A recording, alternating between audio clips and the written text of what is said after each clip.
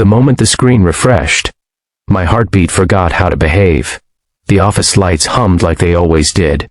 The coffee machine sputtered like it hated mornings, and the rain traced thin scars down the glass walls of the 32nd floor. Nothing had changed, except everything had. I had been hired to organize calendars and polish presentations, to keep my head down and my feelings locked away. Instead, one careless swipe cracked open a life I had spent years keeping neatly folded. If you believe in kindness, in quiet courage, and in the idea that second chances sometimes arrive disguised as ordinary moments, take a second to like this video, share it with someone who needs hope today, comment your thoughts, and subscribe to the channel. Your support keeps stories like this alive. I was 32, a junior executive assistant at a mid-sized publishing company in Boston, still paying off student loans and still pretending I was fine with the way my life had stalled. My boss, Elizabeth Carter, was 41, and carried herself like someone who had learned to survive storms without an umbrella. She had kind eyes that didn't always get used, and a voice that had learned to be firm because softness had once cost her dearly. People whispered about her efficiency, her sharp deadlines, her immaculate blazers. They did not whisper about her loneliness, but it lived there all the same, in the way she ate lunch at her desk and left the office late to avoid going home to silence. The idea of a dating profile started as a joke on a Friday afternoon when the office thinned out and the rain refused to stop. Elizabeth had been staring at a photo frame on her desk, not of a person but of a place, a lighthouse on the Maine coast, and she said she was tired of pretending she didn't want someone to share quiet things with. She said it like an observation, not a plea. I offered to help because helping was what I did, and because it felt safer than admitting I understood her too. Well, we sat side by side at her desk after hours, the city dimming beyond the windows. I typed while she thought, choosing words that sounded like her on her best day. We kept it simple. Faith mattered to her, not loudly but deeply, the way Sunday hymns lingered long after church doors closed. She wanted honesty, warmth, and someone who believed that kindness wasn't weakness. When it came time to choose photos, we avoided anything flashy. A smile in natural light, a candid shot from a charity book drive. The lighthouse made it in too, because hope should be visible. I created the account, helped her navigate filters, and explained the strange mathematics of swipes.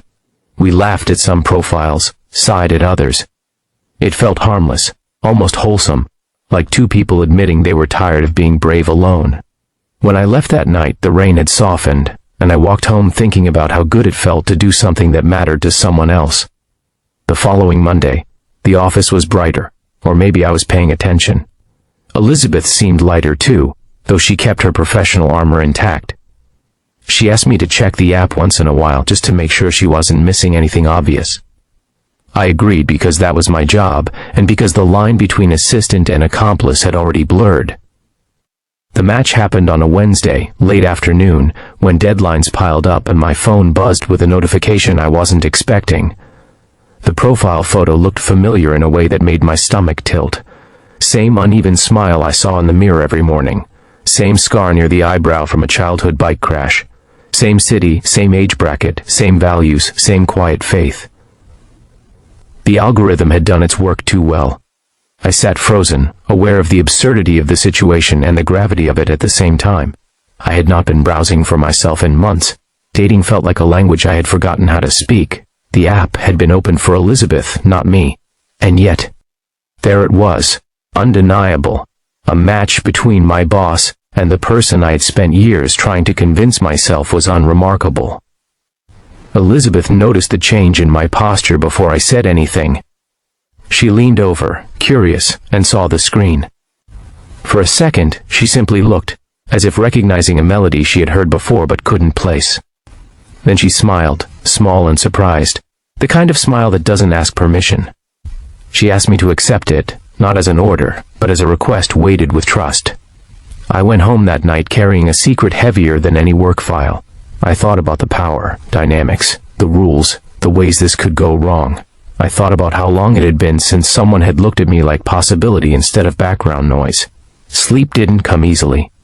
When it did, it was filled with images of lighthouses and storms, and two people standing on opposite sides of a line neither had drawn. The days that followed were a careful dance. At work, nothing changed on paper. We kept meetings efficient, conversations professional.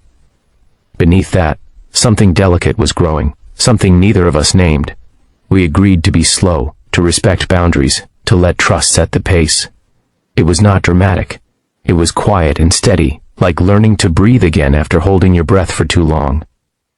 Challenges came, as they always do. Rumors found their way into corners. A colleague made a careless comment.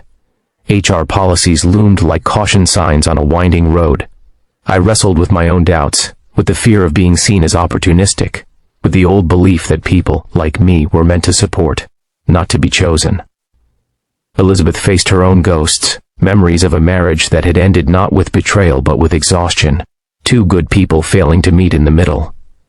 What surprised me most was how we handled the hard parts. We talked without turning conversations into weapons. We apologized quickly. We chose honesty even when it was uncomfortable. Sundays became something to look forward to, not because of grand gestures, but because we learned how to share quiet routines. Church pews, shared meals, long walks where the city felt less crowded and more like a place you could build something in. The turning point came months later, when a promotion opportunity opened up that would place me directly under Elizabeth's leadership in a more visible way.